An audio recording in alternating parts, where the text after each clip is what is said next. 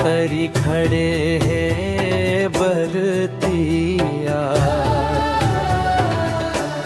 चल दे थे ससुरार के डार, माया के अंगना छोड़त नोने, रोवत परिवार।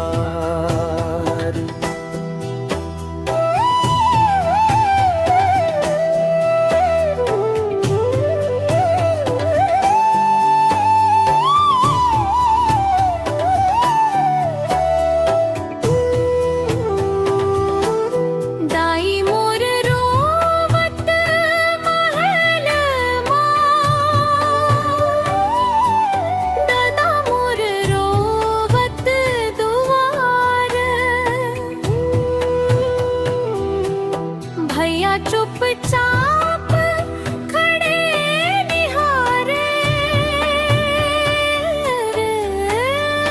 भिंजे कर गान।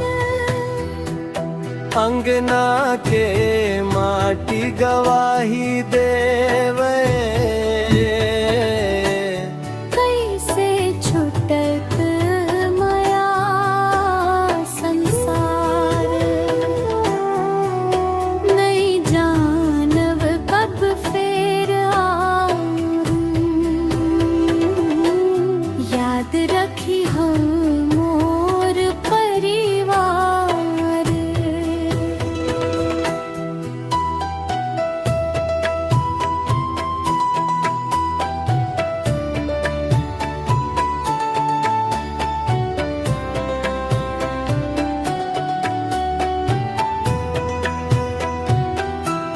चुनरी भीगे आंसुले,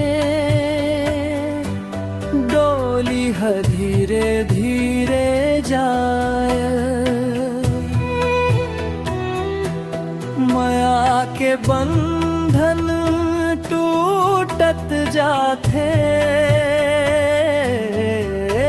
मन मोर काबर घबरायन। सखी मन सब गला लगा के, रोवत देखे आखिरी प्यार, मोर हसील संग ले जाथो, रही गे अंगना सुनसान में।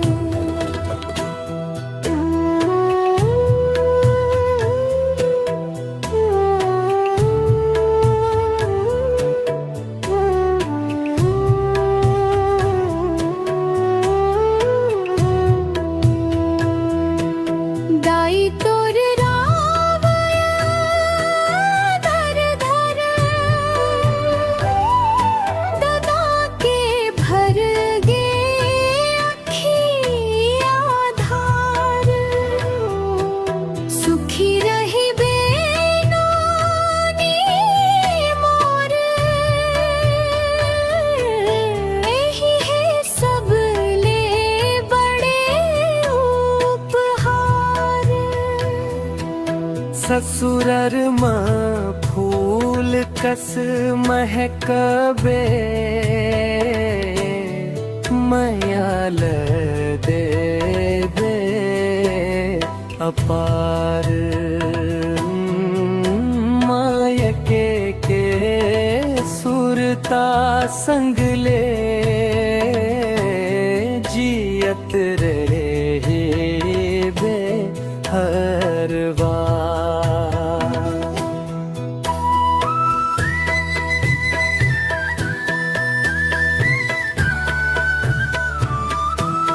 बरतर खड़े हैं बरतिया, नीम तर खड़े हैं कहार, रोवत रोवत नोनी